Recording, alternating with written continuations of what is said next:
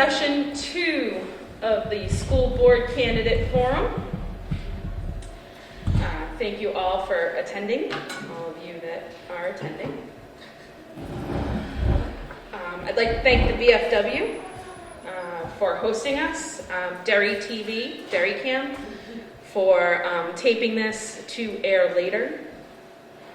My name is Tina Guilford. I'm the Derry Town Moderator, and I'm a candidate for School Moderator. We have 4 candidates running for the 3-year position, and we do have 2 candidates who could not be here today. So, for those that could not be here today, they did prepare statements. The first statement is from Erica Cohen. And these are her words. I first want to thank everyone who is attending this forum in person or online. I have served on the school board for the past 5 years and believe that the community involvement on your part and transparency on my part is the way to create the best schools possible. This is why I write informational meeting updates after every meeting, make clear my positions and votes, and answer all email questions promptly. I am sorry I cannot be there tonight, but I am very limited in the indoor public spaces I visit during COVID, especially with my kids soon returning to school. I have had a few COVID scares in the last few months that have left me even more wary. I will watch the forum and answer any questions posted online during or after. I believe that my role as a school board member is to provide the best education possible for all children in Derry, using the available financial resources we have. When I first joined the board, my kids were in 1st and 4th grade. Now they are heading towards 6th and 9th grade and have loved the Derry schools. Serving on the board is my way of both giving back and being a part of bettering the community I care deeply about. I will always fight for all Derry students and ask for your vote on March 9th. The other candidate who could not be present is Paul Lutz, and I have his statement as well. Good evening. Unfortunately, I am unable to be with you in person tonight. I'd like to thank everyone who is either in attendance or watching this for your interest in the school board contests this year. I'm Paul Lutz, a candidate for the 3-year term. I previously served a 3-year term and currently sit as an interim member, having been appointed to fill the remainder of Nick Delatour's term. I've lived in Derry for nearly 50 years, own a home, and have served the community proudly for that time. I spent 30 years in law enforcement, retiring as a lieutenant from the Derry Police Department. I then spent 17 years teaching at the middle school level in Derry schools, retiring as a teacher of technology education. I currently serve as a part-time vicar at the St. Paul Lutheran Church and a member of the board of directors of the New Hampshire Council of Churches. I studied at the University of New Hampshire, chemistry, Cambridge College, and Andover Newton Theological School. I hold a master's degree in education and divinity. I'm a co-creator of a comprehensive self-assessment educational program, Careers, It's All About You, designed for 8th graders to help them design a suitable course selection path through their high school career. During my first term on the board as a member of the negotiating and policy committees, we were able to sign 3 collective bargaining agreements and adopt and update a host of district policies, many of which were designed to protect our students. As a strong advocate of public education and a son whom completed 12 years of the Derry school system, Pinkerton Academy, and State University, I believe our challenge is to deliver high-quality, cost-effective education to all students, regardless of their abilities, background, or socioeconomic background. Derry derives its funding from a tax base which is primarily residential, which means homeowners aren't buffered from changes in spending, unlike those living in a community with a proportional industrial commercial tax base. This is a result of decisions made over the past several decades, and it can't be turned around overnight. To address our immediate funding, we need to work in concert with our representatives in Concord to secure a state commitment to a true adequate education as mandated by state law and affirmed by the courts. I would appreciate your consideration and vote, and in turn promise advocacy and openness. My phone number is 603-548-1711, and email is plutz@sau10.org. And with those two statements, that's all you'll hear from those candidates. I am certain you can reach out to them if you have additional questions, concerns, or you need additional information. For our candidate introductions, we're going to start with Jason. And if you would like to go ahead. Great, thank you. So my name is Jason Macleod.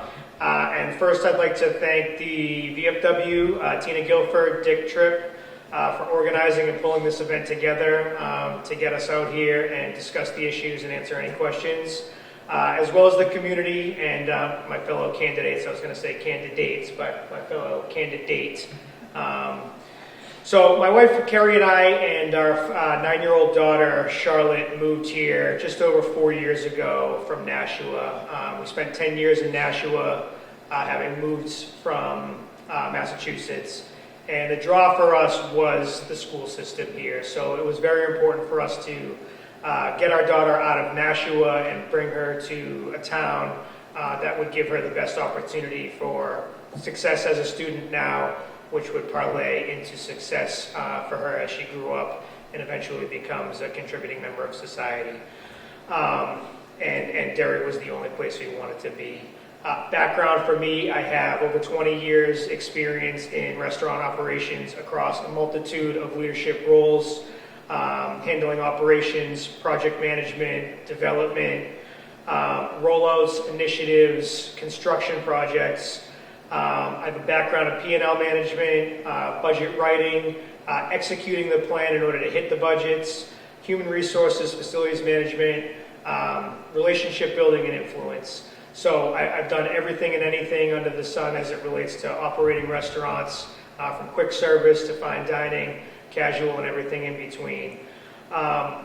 So really what drew me to this, I'm not a political person, right? I try to remain fairly moderate, and I've never been involved in anything like this. But having sat on the sidelines and watched the meetings and observed the meetings and you know, been frustrated with some of the topics and the discussions, I said I can either sit and complain and sit on my couch and complain to my wife about what they're not doing right or what's going wrong, or I can be a part of it and contribute and utilize my skill set and my background to help enact change.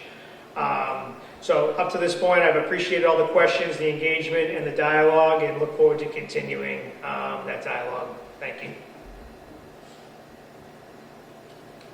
Okay, Erica. Thank you, Tina.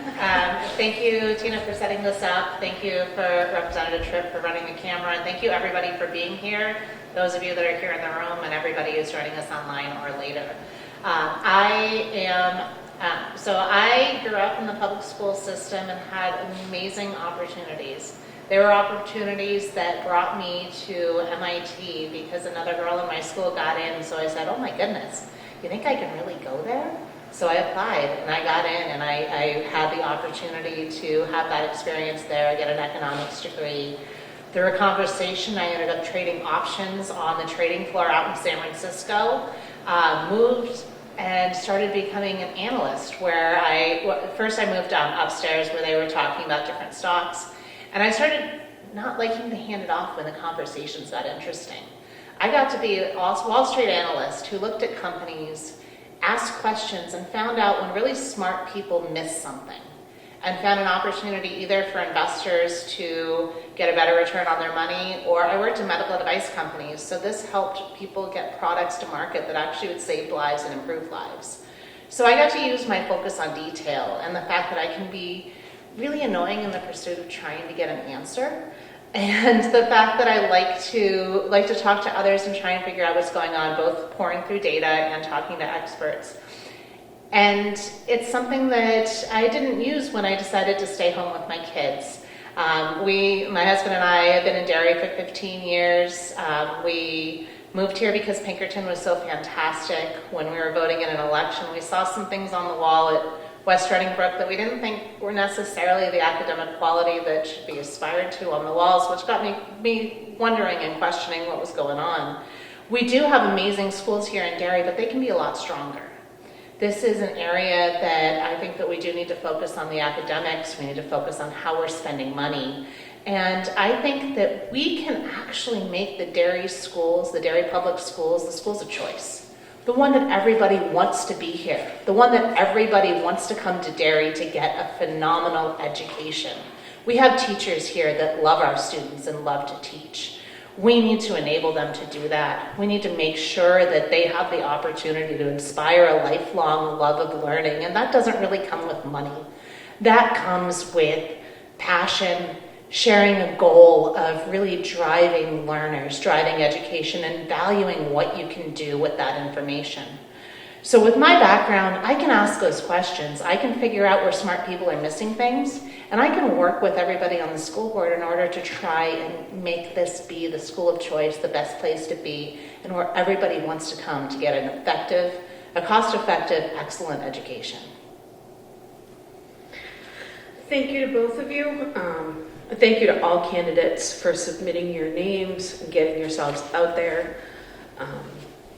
It is not easy. And I know social media can sometimes make it even worse. So thank you. Thank you for stepping up. And all of Derry thanks you, whether or not they vote for you.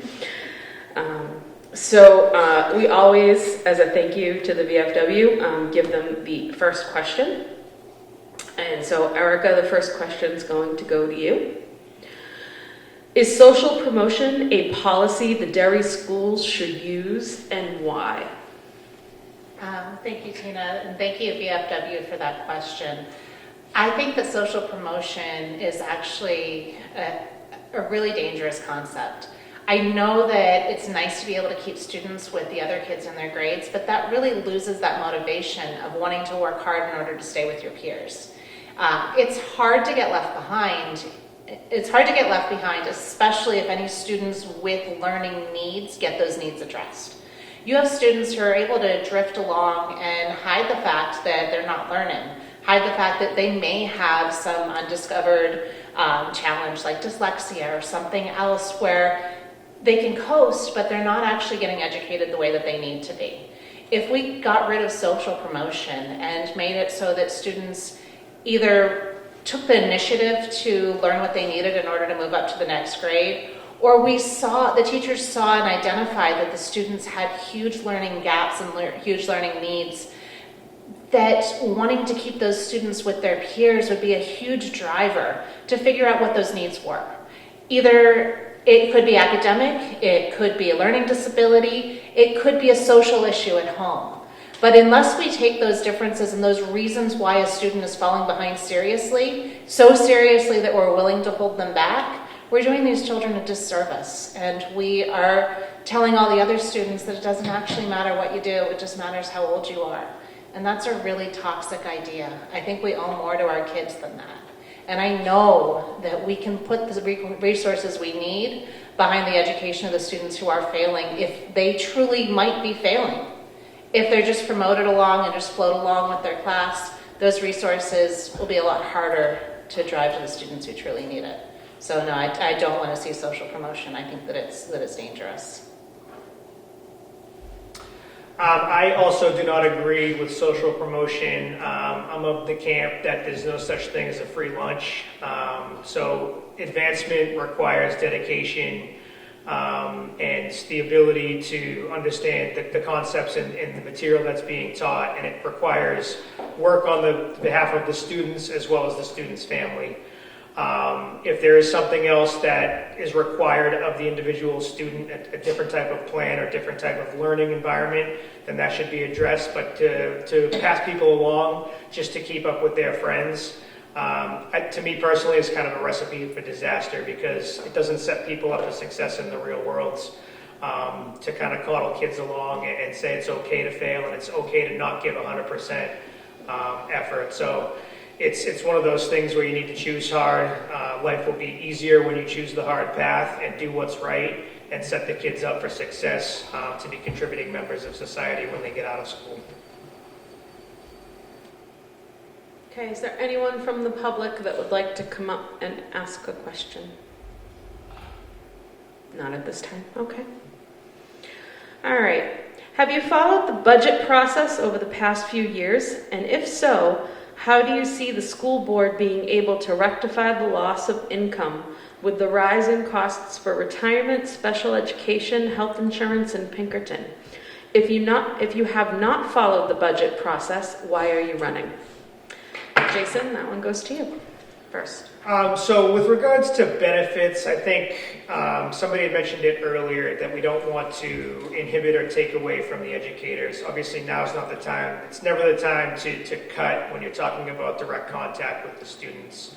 I do think it's important to evaluate what the total compensation package looks like and how it relates to similar career paths in the private sector. So depending upon the step you're at, what would that look like if you were 5 year or 10 years in your current position?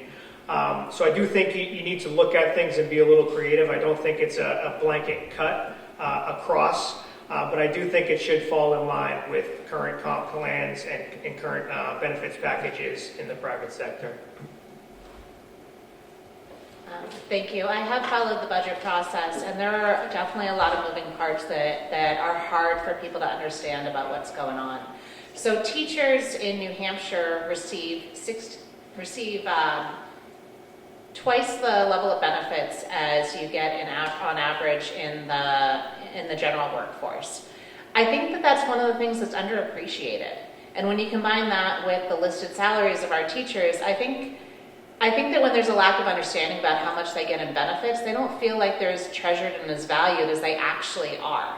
Right now, we invest a lot of money in our teachers because they're one of our most important resources. But because everybody is telling them how little they're paid, they start to feel less valued.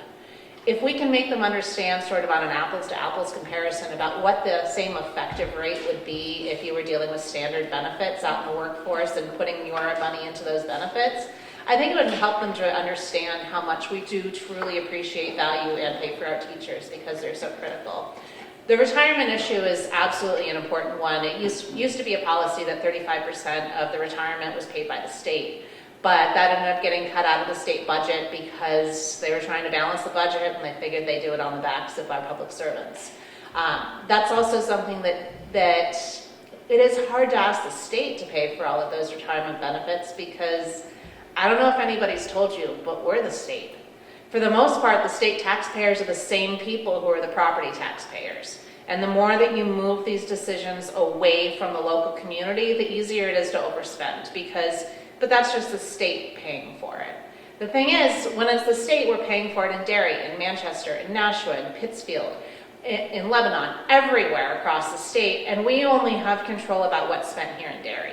So we do need to make sure that we honor our agreements with our teachers. We need to make sure that we're working forward in order to get the best ones, but we also need to look at things like the school building aid. School building aid right now is a huge quagmire. We have over half of our buildings in the state are over 50 years old. We have a huge cliff coming, and I'm sure we'll get to school buildings at some point. But none of it's as easy and simple as it seems, but that doesn't mean that we don't need to address these problems.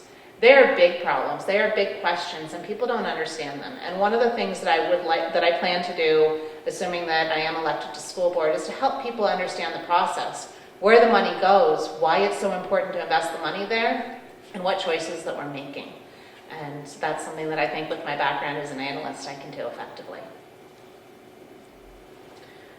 All right. So we're going to keep you talking a little bit, Erica. You're going to get this one first. There are a few candidates that have not been seen at school board meetings, school activities, or committee meetings, with the exception of Erica Cohen, Paul Lutz, and Jonathan Dugan. And I'm wondering, what qualities do you have that you believe will enhance the school board and enhance the quality of our public schools? And for those that are not familiar with you, why do you want to be a school board member? Thank you for that question. Until I filed to run for state representative this past summer, I had done everything in my being in order to be a private person, and I had the goal of nobody knowing who I was unless I knew who they were. So I would pay attention, I'd go to meetings, or I'd watch them when they were on the TV, but I didn't really want to go up and make myself known. I'm actually a pretty shy person. I don't like the spotlight, even though clearly I'm just jumping into it in as many places as I can. And I've followed all these different topics, and I've tried to follow the school budgets, but I have a problem that when I dive into something, I get into it really deep. So I've been watching the budget process, but to me, because I haven't broken into the Excel files and dug really, really deep into the year-over-year growth, I feel like I haven't followed it.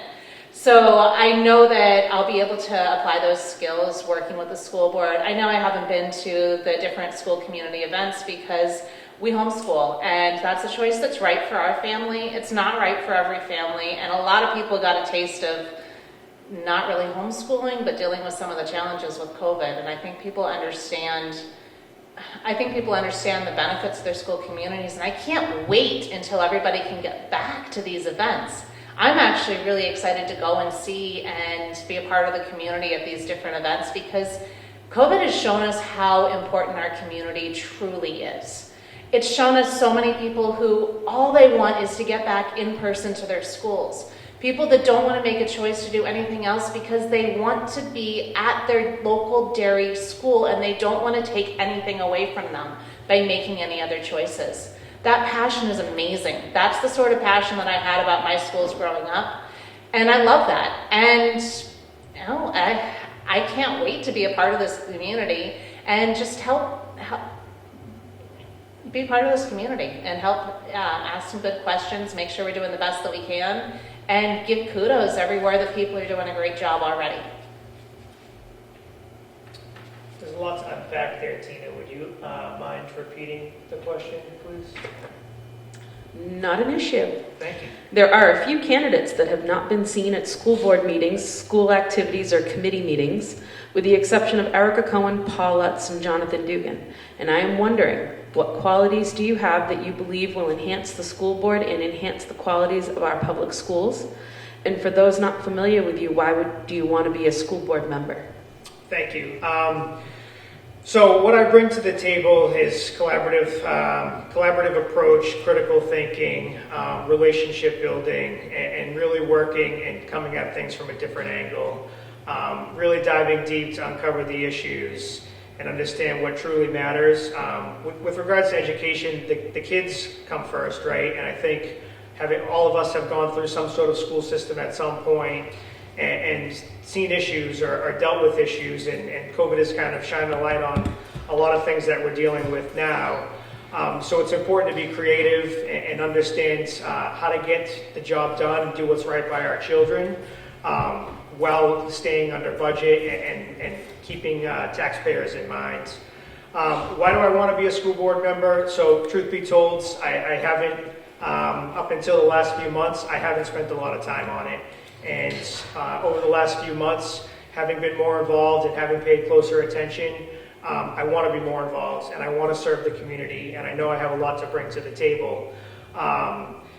With regards to being, handling budgets and handling projects and really trying to make some tough decisions and have critical conversations and provide decisive leadership. I think a lot of times, and from what I've seen, there's a lot of wishy-washy. They talk about the project management, and I understand there's an expense there. At what point do we draw a line in the sand and say it's time to make a decision? Any project has timelines, milestones, guidelines. At what point do we say, by this date we're going to look at this, and this date we're going to achieve this? Really, at the end of the day, as we kind of kick these things down the road, it's the kids are the ones who suffer, and the education is the one that lacks. And we need to provide the leadership in order to ensure that the kids get the best education possible. All right. So, Jason, you're going to get this one too. The town council is required to operate under a tax cap in Derry. As a school board member, are you willing to support putting a binding question on the ballot requiring the school board to do the same? Why or why not?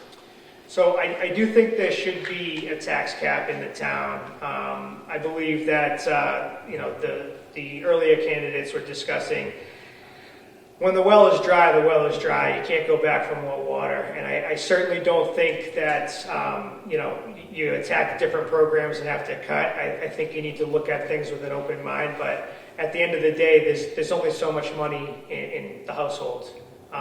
If the tax rate continues to rise, is the expectation that the parents or people are going to go and get a second or a third or a fourth job in some cases in order to maintain their bills, right? We all have a certain level, and I think, you know, in our own household, right, we set a budget and you set a cap based on your income. It's pretty straightforward as it relates to dollars and cents. You have to have more coming in than goes out. I don't agree that we would want to cut certain programs and look at things. I think there's other ways to get creative with regards to, you know, projects and how we manage and how do we accrue for projects in the 3 or 5 or 10 year span, instead of the up and down with facilities costs, and the line is crazy, right? So some years it's down, some years it's way up, instead of saying we know that this is coming, there's roofs, there's HVAC units, there's RTUs, we have lots that need to be paved and stripes. I think we need to accrue for some of these things and plan for it, and we need to have a rainy day fund just in case for the what ifs that do come up. But at the end of the day, you can't keep raising taxes nilly-willy and expect that people are going to be able to stay or be able to continue to afford their homes. Are they going to have to sell their homes and rent if they want to stay in the school system so they keep their kids with their friends? So it's not as cut and dry as one or the other, but I do think there needs to be a cap. Thank you, and I agree that there needs to be a cap, but I think that it's more than just a cap on the overall school budget. Right now, Pinkerton sets the rate, and we're stuck taking it. I know negotiations are coming up, but without Pinkerton also being limited in the increase in price, then it's just sacrificing the pre-K to 8 education system and allowing Pinkerton to take whatever they want of what's available. So I believe that we do need to make sure that we limit what we're spending, especially with enrollment going down. We need to make sure that we are being responsible with this and not driving families out of town. But we can't do this while Pinkerton has a blank check written and paid for by the people of Derry. We moved here for Pinkerton. It's incredibly valuable, but it's not unlimited value. And we need to address that as well as the overall education spending. There's talk in town of consolidating schools and building one larger school. There is also talk of committing to our existing schools and bonding repairs and fixing them so there aren't barrels in classrooms. Which do you prefer and why? That's me, right? Yep. Thank you. I actually haven't dug as deep as I need to into these reports, partly because I was an architecture minor and I know that I'm going to geek out about all these details. What we need to make sure we're looking at is future-proofing whichever buildings we go with. If we are facing a continued enrollment decline, which we have on the state level, we're expecting to lose 20,000 students overall in the state over the next decade, which is consistent with the last 2 decades. It's just a demographic issue. When we look at those numbers, we need to make sure that we're building or renovating for the community that we will have. When we look at these schools, is there something else that we can place in there? Maybe have more CTE. Maybe have some other opportunities to, in the future, make use of that classroom space that today we'll be filling with students. But tomorrow we might be recruiting students from other communities. Or we might be renting out some of the space to auxiliary programs like daycare, where they can be co-located in a school building or adjacent to a school building so that the parents can shorten their pickup times. If we can be creative about the uses of these buildings, I think we can look at this with fresh eyes, take all of the learnings that we've had from these reports and figure out how best to serve the people of Derry. I mean, I love the idea of community schools. I love the neighborhood schools, but we also need to make sure that making that decision doesn't lock us into structural issues. And we can be a lot more flexible if we do move to one large school that will let us bring in new special classrooms. It'll let us serve smaller populations that right now don't have that critical mass to have their needs met on a classroom scale in our individual classrooms. And I'd like to see us take an innovative approach, and if you guys elect me to the school board, I can't wait to dig into those details. Thank you. I think as you look to the future, we talk about declining enrollments. I think it's important that we make a decision and you look at some of the assets. So in my background, you look at aging assets and you kind of have a choice to make to say, do we upgrade the asset or do we find a new location, maybe a better site for said asset to provide additional access for guests. So I am for a closing of a school or two and redistricting, and I would like to build a new school to open up different programs and think about from a technology standpoint, STEM programs. I think that's how we can attract young families, we can attract new students, and we can attract teachers, right, from other areas who will help to provide a higher level of education. Having grown up in Lowell, Massachusetts and gone through community schools, I get that. It's tough because my families, we went to the schools, I grew up with the same friends in the same neighborhoods, and we, all the way through, right, you go to school with the same kids in the same schools. It's important to take the emotion of that out of the equation and look at what is better for the majority in the long term. Okay, on your tables you have a picture. For those of you that may have been watching the other forum, this is a repeat question. There are a couple. It has been made clear by many parents that they desire their children to be in school full-time and that remote and even hybrid are not working for them or their children. Recently, this photo went out that is the layout for an 8th grade classroom at West Runningbrook as of March 15th. The distancing will be 3 feet from center of desks, meaning only inches between actual desks. Is this acceptable to you? If we desire to get kids back in the classroom, are we doing so at all costs? And if not, how can we remedy this? That one's me? Yep. Thank you. So, first and foremost, I'm super passionate about the kids getting back in school. I think it's the most important thing that we can discuss as it relates to the schools in this town and the state and nationwide. But obviously, as it relates to Derry, the kids need to be back in school from a lot of different standpoints: mental health, interaction, being with their friends. There's certain things that you're going to learn peer-to-peer or educator, front-facing. My daughter is an only child, high risk. What we did is we seek out professionals, right? So we went to her doctor, her doctors, her medical team, and said, hey, we're not the experts here. What do you think? We'll make a decision based on what you would recommend. And I think that's what we have here. 3 feet is the minimum requirement. What we've seen is transmission rates are down. For school-age kids, they're very low. Cases continue to go down. I think a lot of it falls on us as parents as well, right? So we need to take responsibility. Even before COVID, right? A lot of times people send their kids off to school, they have a fever, the flu, the cough, the sniffles.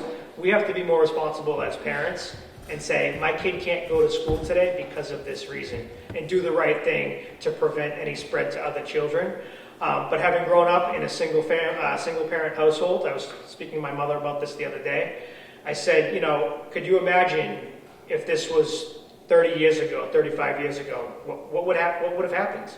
And I know people like to talk about that schools aren't daycare, schools aren't babysitters, but the fact of the matter is, as long as schools and schoolhouses have been around, families have sent their children there to learn and to be with the kids in the community.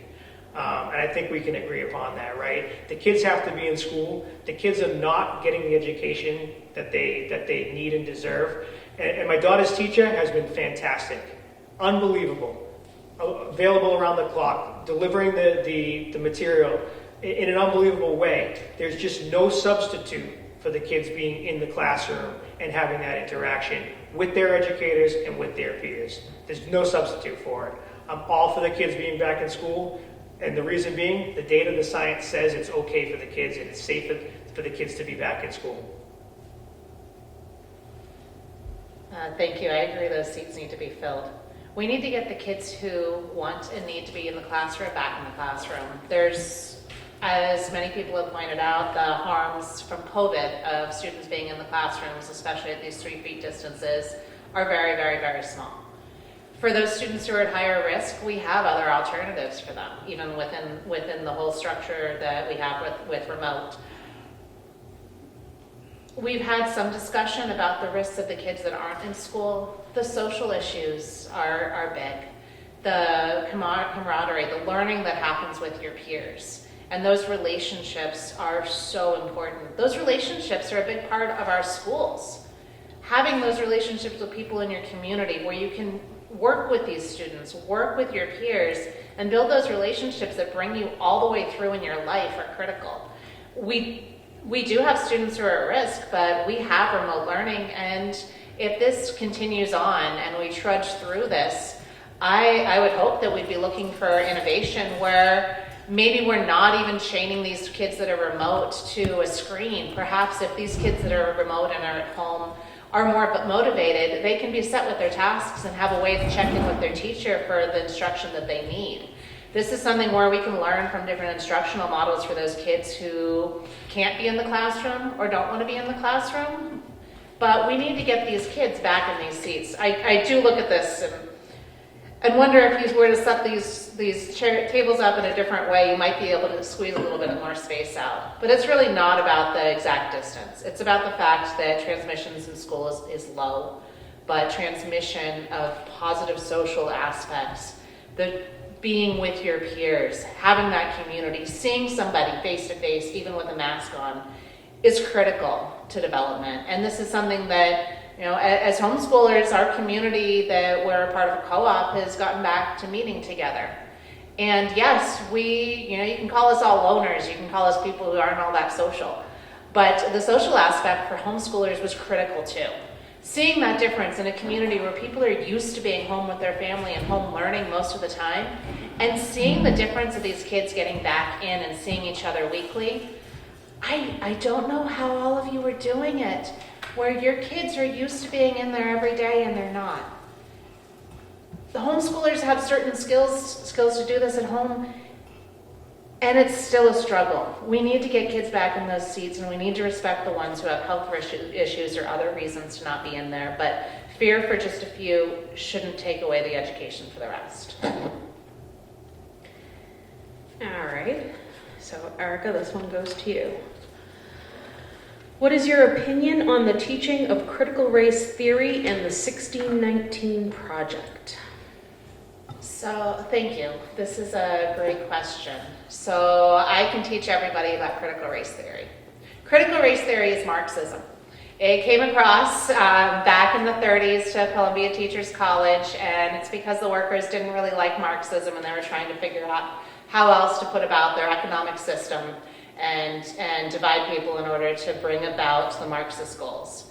It went through a few different labels, critical theory, I forget the one in the middle, and it's recently adopted critical race theory, but just like in earlier iterations, it isn't trying to benefit any particular race. It's trying to benefit people who succeed by tearing society apart. I'm sorry, I'm passionate about this. I'm an economist. This is right up my alley. This is an issue that a lot of people have been misled by. It's not about past inequalities. It is about creating more inequalities to give power to the powerful. And it is about doing this with the goodwill of people who feel powerless. Critical race theory is an agenda that takes away people's power and begs to get it back from others. It is dangerous, it's divisive, and I'm sure this House Bill 544 is going to come up as well. This is something that we need to teach about in our schools, but not in a positive way. We need to make sure that we get logic and rhetoric back into the discussion where we can look at something and identify the problem and not just say this makes me feel bad because it doesn't seem right. We need to be able to go back, trace this through history and see where ideas came from and see what they've done to our society. This is one of the reasons why things are so difficult nowadays, because people have been playing upon people's emotions, playing upon their lives, playing upon the challenges that people truly have faced, because inequality is real. Inequality exists, but you can't use it as a lever in order to hold people down while telling them that you're helping them. And that is what critical race theory does. And, you know, I might lose friends, I might lose votes on this, but critical race theory is bad. It doesn't benefit our society, it doesn't benefit the people who are participating in it, and it doesn't benefit the people that are being told that they're victims and there's nothing that they can do because life has dealt them a bad hand and they can't reshuffle the deck. Public education is about reshuffling that deck and dealing yourself a hand where you can win at life and you can succeed. And that's why our schools are so critical.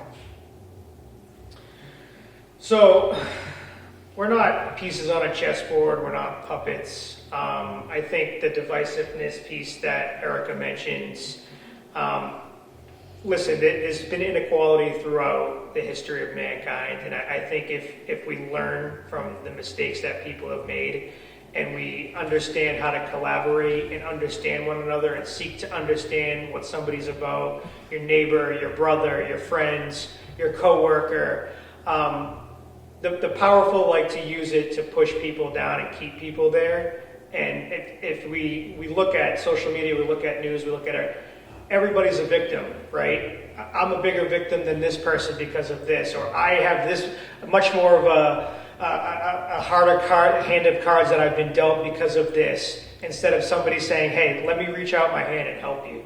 It's used by the people way above us that like to see the little factions and see people pitting against each other for the benefit not of the people, not of students certainly, but for the elite. And it doesn't help anybody that's below that level.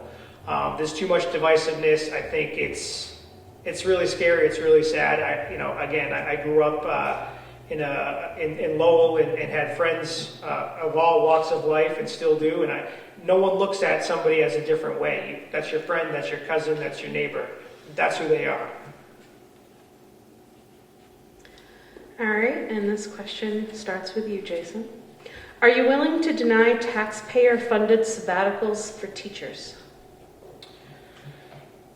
So looking at the sabbaticals, I like to reference back to the private sector. I think any one of us, right, if you work full-time job, 2 full-time jobs, 3 jobs, and you want to better yourself and you want to get further education, we have to find time within our schedules to seek out and get that education. I think I'm a firm believer in continuing education and personal and professional development. I think there should be time for it. Sabbaticals do seem a little extreme to me on the taxpayer dime, given some free time during vacations, holidays, and summer breaks and things. I know for me, if I want to seek out to learn a skill or a trade or just a new hobby, I have to find time and carve time out from outside of my work schedule, outside of my family time. So I would certainly want to look at that and understand what the burden would be and really the overall cost and what does it do for the students in the classroom with overlap of teachers or teachers out of off for a semester. How does it impact their students? Thank you. I think that sabbaticals are a strange animal when it comes to the K through 12 world. Even in the college level, sabbaticals disrupt the whole academic process. I had one of my advisors go on sabbatical for a year, and that threw everything we were doing for a loop. And that was in college when we had lots and lots of professors and lots of people to reach out to. We do get some of that disruption within the K-12 when teachers are out for maternity leave or other issues, but to me that's different than choosing to go on sabbatical. A sabbatical to go learn a new topic seems like a change in career path to me, especially when there's the summers, especially when there's the evenings and the weekends that we all fit our learning into. I feel that going to school or learning a new topic is a pivot in your career, and I don't think that that's something that the taxpayers should be asked to fund. If somebody wants to go off and do that and come back and apply, maybe there can be some great incentives to bring teachers back that have gone off to do that, but they don't need to be captive to our district, and the taxpayers don't need to be captive to whatever they're going off to learn, regardless of what the topic is. Whether it's divisive or not, even if they're going and they're doing an internship at a biotech, or going a science teacher going and sitting in a gross anatomy lab for a year so that they can start an advanced anatomy class like I experienced in my high school. That's still, even if it's driving solid core academic subjects, isn't something that should come at the paycheck of the taxpayers. That's something to be done for the teacher's own educational benefit, and then come back. But we can't pay for those sabbaticals. It just doesn't make sense. It's not fair to the students, and it's not fair to the taxpayers. All right, Erica, do you agree with the Biden administration's decision to require standardized testing this year? Why or why not? Standardized testing is interesting. The question is what you do with it. Are you going to get information this year and say, maybe it's a bit of a mulligan, we're going to get some information. We know that there was a gap, but we don't know where the gap was. And what kind of information are we going to get from these tests? Right now, there's actually an issue in New Hampshire. There's schools that aren't even giving the test results to the parents until the following fall. If the parents can get those results from the test, if we sort of have an asterisk on there, and the kids can see where they are, how they're performing, and it's lower, and it's a low consequence test. It's not a high stakes test. I think that it can be helpful. I think that if we take away the pressure and the drive from those tests this year, when we're going through so many other things, it makes sense, because that way we can use the tests for what they're really designed to do, to assess the gaps in learning so that those gaps can get filled in. If we're just doing this as testing as a punitive basis, that gets to be a lot more of a challenge, because these kids have been subject to a completely shifting landscape. They're remote, then they're hybrid, then they're in, and then they're hybrid again, and it's hard enough to learn in a standard environment.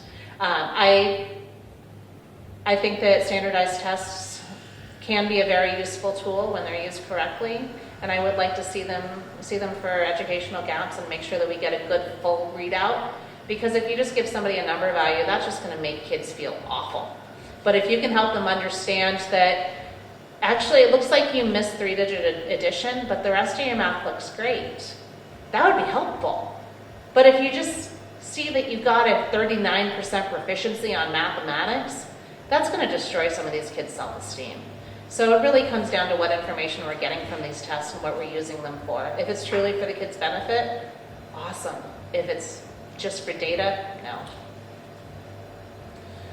So I think it's important to not utilize the testing as a form to just check a box. I think with any tests, you're using the information or the data from the test to either prove or disprove something at the end. I think we need to look at it and say, what are we doing with it, right? How are we actioning against the results of the test over a given period? So if we look at it for a year or a semester or 3 or 5, but more importantly, do the kids understand the why, right? Are we bringing them along saying, hey, here's the testing, here's why we're doing it, and here's how it's going to benefit you in the short and long term? That's the important thing, right? Because like you said, we can't just give a test that's high stakes, high pressure, give a result, and then move on. I like to call it launch and leave, right? So here we are, the test, the kids are freaking out, they take the test, I got this, okay, but what next? So what are the next steps? What's coming out of the results? What are we doing with that information? And more importantly, how are we utilizing that information to help the kids be put in a better position to succeed and improve the program if the program needs to be improved? All right. You have House Bill 544 in front of you. Just for full disclosure, these candidates had no idea until they sat down that House Bill 544 was going to be discussed. So they don't really, probably aren't 100% familiar with this bill. House House Bill 544 was recently heard in a House committee, and this bill prohibits the teaching of so-called divisive concepts in the state of New Hampshire to anyone who has a contract with the state. And its ideas such as a race or gender is superior or inferior to other races or gender, that meritocracy is an idea created to perpetuate racial privilege over others, or that New Hampshire is an inherently racist state. Do you agree or disagree with these ideas? And if you do, and do you support the passage of HB 544? Why or why not? I know there's a lot to unpack here. Yes, it's you. Super. Listen, I'm not going to sit here and pretend that I have a deep understanding of the bill. What I can say, kind of 10,000 foot snapshot, and I'll go back and dig through, is I do not agree with the material and the concepts in this bill. I think this has no bearing on education whatsoever. This is theory, rhetoric, and again, we talk about the divisiveness. When we teach things like this to the kids in the classroom, you're setting them up to be robots who are going to continue the work of the elite to keep people separated. So beyond that, I can't speak to it further, but I am against House Bill 544 on the simple fact that it continues to create hatred and animosity amongst kids who should be friends and playing together on the playground. Can I ask a question before I respond? Of course you can. I may not have an answer, though. Well, actually, can I ask it? Sure. So with that understanding of the bill, does that sound like it's saying to teach things like, because you're a man, life is easier, so you're not as good as a woman? You understand it to teach So that 30, idea? 30 seconds or to of reading ban that? it, that's how I interpret it.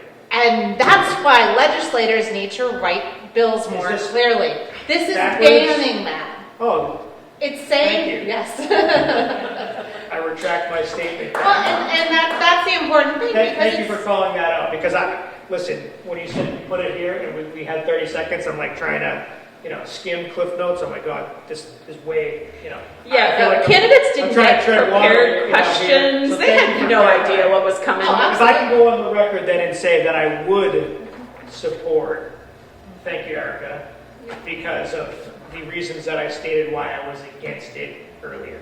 Oh, you're welcome. And that's one of the things that can be Thank so you. hard to understand these bills and how they're written. That a lot of it, when you get a gotcha question about some bill, even if you read it, even if you think you understand it, you don't actually always understand exactly what it's going to do. So I do think that people do need grace when they're reading through bills and trying to understand what they do, because it's not always clear. So this bill is actually a really fascinating one. The whole point is to be able to, it actually bans promoting racism in any form. And I think that that's actually really beautiful and wonderful. It doesn't do anything to prevent teaching about all of the racism that's happened in the past. It just bans saying, because this happened with your ancestors, you are bad. There's a big difference. Just because things have happened within the state doesn't make the state bad. We're not all contaminated by that by birth and contaminated by that. This bill is really interesting, and anybody who watched the hearing process, I was actually in my own hearing, so I wasn't able to participate in this one. But I saw some great video clips of it, because you had people who were against this bill who were actually calling up people's Twitter accounts, calling out things that they said, and being hateful and harmful to people coming and speaking on these bills.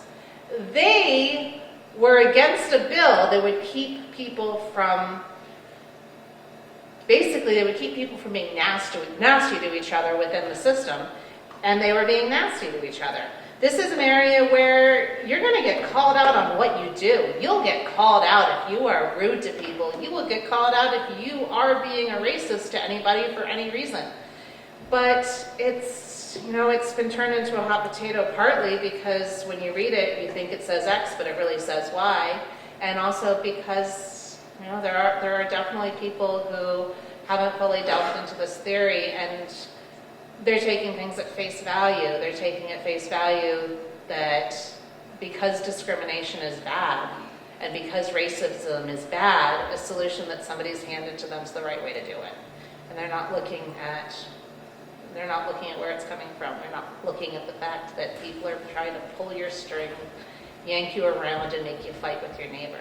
And this bill is to ban instruction that favors those kinds of concepts. It won't ban people from talking about the Holocaust. It won't ban people from showing videos showing what's happened in the past. But it will prevent people from promoting those ideals as something to model. And that's why I think that it's a good bill. All right. And I'm a legislator, so it's easier for me to do that because I've read this bill several times. So. All right, well, now it's coming to you. And while I understand that this bill has been held in committee, it probably will rear its head again. What is your position on HB 20 and the possibility of tax money being taken from the public schools that are already underfunded in the state? I think that the state, so what we need to do is we need to unpack HB 20 and this whole idea of education funding. The New Hampshire Constitution says that we cherish education in this state. And there was a ruling in Claremont that said that means that we need to send a particular amount of money from the state to provide kids education. So they went through, they calculated how much it is, and so the state has decided that every kid in a public school gets $3,700 plus some adjustments if they're a special education, an English language learner, if they have free or reduced lunch, and if it's none of those but they're not reading proficiently in third grade, there's another little bonus in there. So this is money that follows the child to any public school, and that money's not specifically in charter schools, but it's still coming from the state, so it counts. Right now, kids who are in private school or in homeschool, they don't get that state money, even though the Claremont decision says that the state should provide for an adequate education, and they interpreted that as money. So the question here is if every child in New Hampshire should have a portion of their education paid by the state. That's a big fundamental question that people sort of need to grapple with. I think that, and the question also is what strings come with that. Right now, if you're going to get state money, there's some sort of accountability to the state for that money. The way that they were doing it in the Education Freedom accounts was going through a scholarship organization, having that money, their $3,700, which is an average of $4,500, deposited in an account, and then they would use something that's called Class Wallet in order to send the funds either to a private school that they were attending. They were looking at including non-resident public schools, so kids that lived in Chester but really wanted to come to the Derry schools. If we had a seat available, the schools could negotiate to allow these kids to bring their adequacy grant and maybe pay a little bit more money in order to fill one of our empty seats because they wanted to be in the Derry schools. But it wouldn't put that obligation onto the non-public schools. And it also would allow people, not homeschoolers, but to do an a la carte education where you could buy different curriculum, that sort of thing. I think that conceptually it's a great idea. I think that if we are going to fund every child's education, we need to fund every child's education. That comes down to the question of how much the state needs to invest in this. We've talked about a lot of different issues as well, especially special education funding and special needs. And quite honestly, a parent-directed education is one of the most individualized educations you can get, and for some special needs that actually can be served just with that individual focus. Others need far more intensive services, and so it wouldn't be a good fit for them. But I worked my hardest to get HB 20 to be a very good bill that would help all of this money follow the child. And can I just go over on this one, please? Because I was working on this one. Finish. Okay. To get the money to follow the child and also make sure that the right accountability was there to the state. Okay. So the bill, the way I read it, it concerns me in the sense that it looks like it kind of leads us towards the privatization of education as a whole. And what concerns me broadly is what does that do for the public school system? And we talk about declining enrollments. Does that now open up the door for students to be educated outside of the Derry school system? I think it has its merits with special education. I think a lot of it's going to have to come down to, to me, it comes down to case-by-case basis and the individual student. But broadly, it concerns me from a level of potentially going to privatized education, and then where do we go from there? If and when education became privatized, then how do you put a cap on it? If it's a private company or an independent organization offering the education, then obviously tuitions can fluctuate, and it becomes more of a burden on the families at home. No. You've got 2 minutes at the end. You got extra time and you can have it in your wrap up. Oh. Is there anyone from the public that would like to ask a question? Oh, maybe your husband's going to come save you. No. So relative to one of the questions that you were, sorry, I'm going to take this down so you can hear me. Relative to one of the questions that was asked about the Biden administration asking for increased testing this year, a couple things come to mind. The Biden administration has placed illegal aliens ahead of Americans. That's not up for debate. That's clear as day for anybody who's been paying attention. I have several friends in the Border Patrol. Unfortunately, that funding also goes to schools. Right now, we have a huge shortage of skilled labor. We have a huge shortage of people who have gone to graduate. When I got my PhD, I tell people I went to 22nd grade across a wide breadth of educational opportunities. This year, there's a organization that economically, it's the OECD countries. I apologize, I'm drawing a blank on it right now. Basically, all of the developed countries in the world have a standardized test called PISA. Thank you. It is conducted triennially. Coincidentally, that happens in 2021.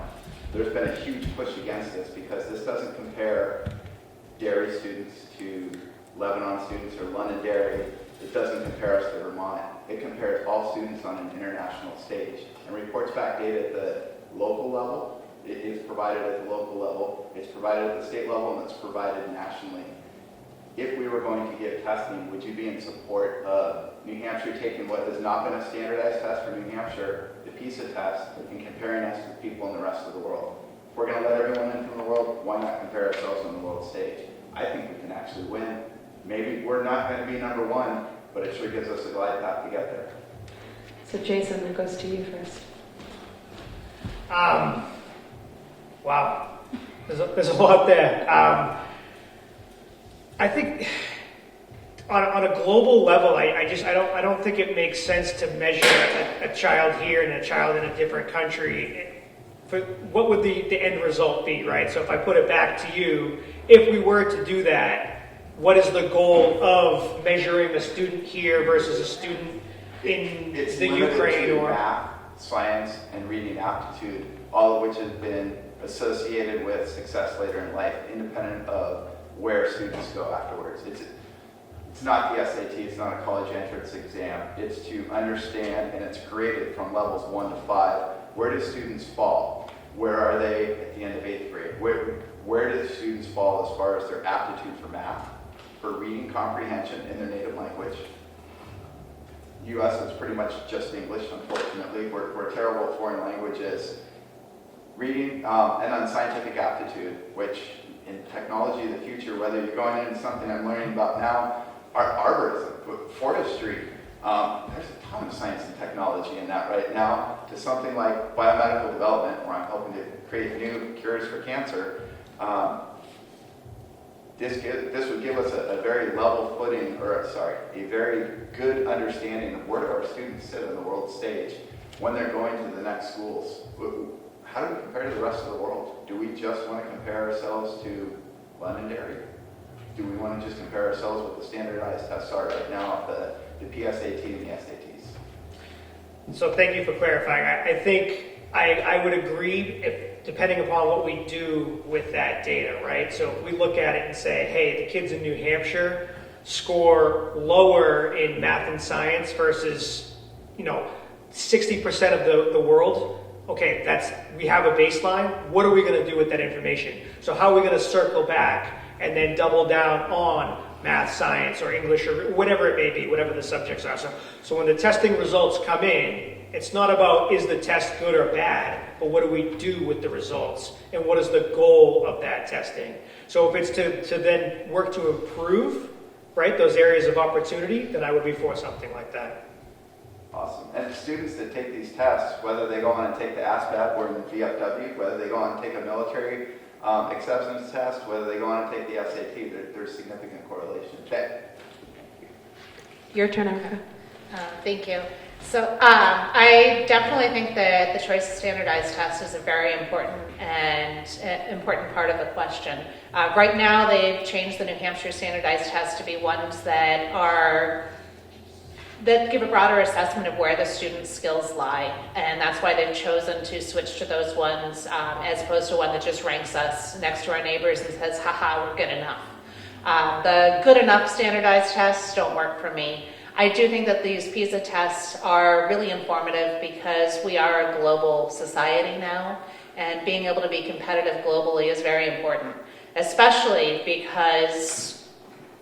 as a global society, and now with more and more remote work, you're not just competing with somebody down the street or somebody that can just commute down I-93 to Boston.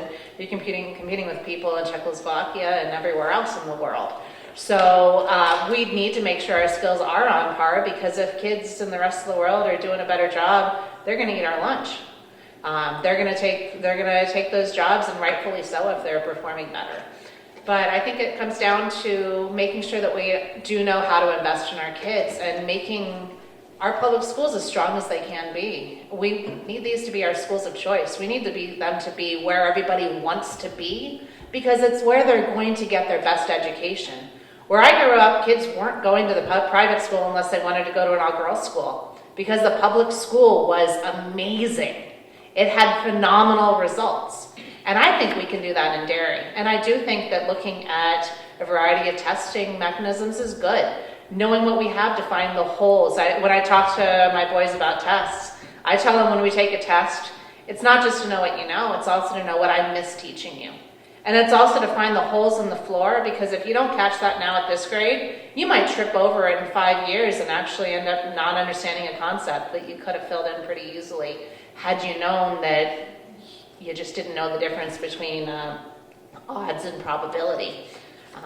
Although, unless you're gambling, that doesn't matter. So I think that testing well is important, and I think we can make our public schools our schools of choice, the ones that outperform it, that perform so well and nobody wants to go anywhere else. Well, I'd like to thank you both for coming tonight and answering questions. I think people can see there were a lot of diverse questions from 1 year to 3 year.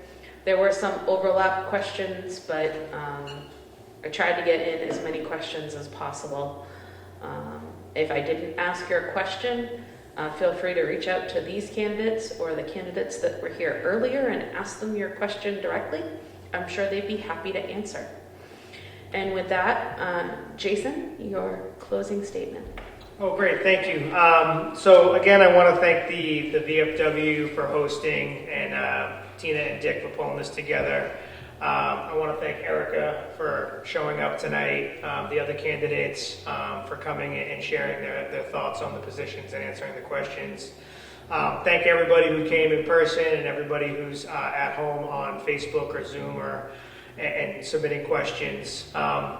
So if elected, I just want people to know that I promise to be transparent. I'll seek to understand, educate myself on the issues. I'll work tirelessly to drive educational excellence while being fiscally responsible. I'll be available to chat, connect, and listen at any time. I will work to foster a culture of creativity and collaboration. I'll work to provide decisive leadership and make tough decisions and have critical conversations.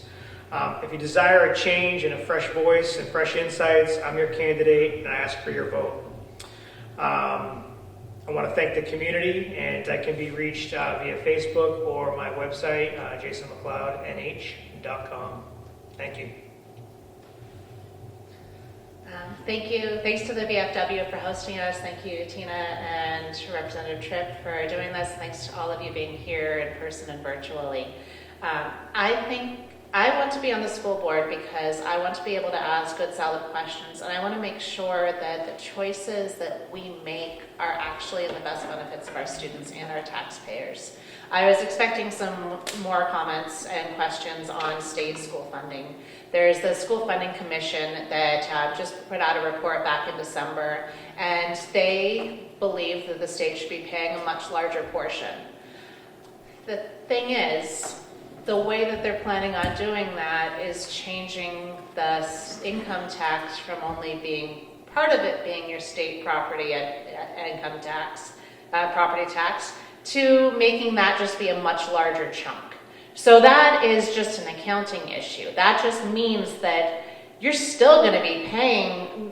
Right now, they're looking at a number of $12.50 per thousand in valuation.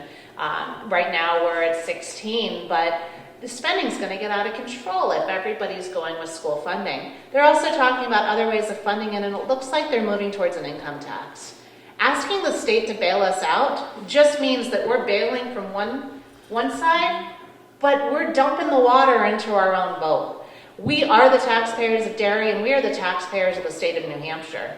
We need to be responsible with our spending and not just look for another place to get money. There are actually some good places that we can get some money, but those are areas where it's not coming from an income tax or a sales tax or a property tax.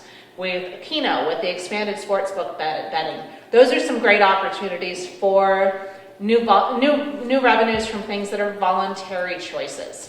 So that is an area where we could grab a little bit more of that money for Derry, but we are the state taxpayers. We can't just go up and ask for money out of Concord because we do a good job here in Derry. We spend less per student, and our results are a little bit under average for academic performance, but we spend a good deal less than the average. That just means that we're going to be paying more for other towns that aren't so responsible with their funding. And I want to make sure that we understand both the risks and harms that come from all of these different solutions and make sure that we are putting the people of Derry first and the students of Derry first so that we can have the Derry public schools be the schools of choice where kids who can put their money anywhere choose to go to their local Derry public school, assuming that that's what fits their needs. Some kids learn differently. That's okay. But I think that we can have schools that everybody wants to go to. And quite frankly, that'll help our property taxes. Well, that'll help our property values. I don't know about the taxes, but it'll help our property values if more families move in. Thank you. All right. Well, for those who may have not watched the first session, we will have absentee ballots available at the town clerk tomorrow at noon. We will have anyone who has made their absentee ballot request will go out tomorrow. I want to thank everyone for participating tonight, from the candidates to the public to everyone who emailed, messaged me questions. I was happy to do this. Please, reach out to your candidates, talk to your candidates, get to know who you want to represent you. March 9th, West Runningbrook, 7 a.m. to 8 p.m. Feel free to come and vote in person. I can't wait to see you. Thanks. I want to thank everybody that came tonight. This was terrific. This is the kind of American, society we should have.